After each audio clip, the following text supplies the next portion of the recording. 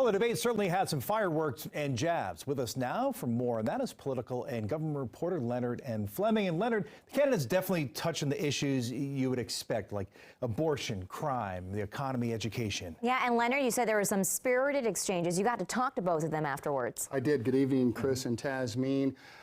Both accuse each other of being dishonest, with Cox calling Moore a phony and accused the businessman of lying in his best-selling book about his Baltimore experience.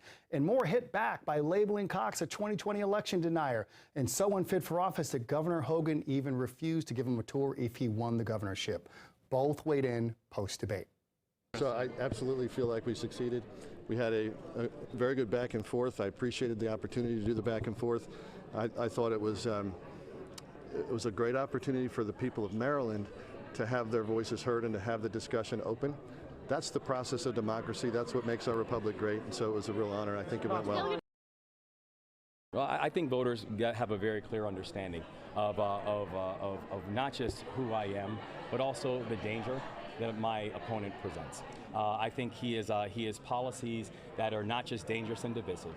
He has economic policies that would take the state backwards. And I believe that if we, as we're moving and thinking clearly and seriously about the future of democracy, the future of our state, how we want to create pathways for work and wages and wealth for all of our families, how do you make sure that our communities are safe, how do you have a 21st century education system, it's very obvious from that my opponent does not have an answer to any of those questions.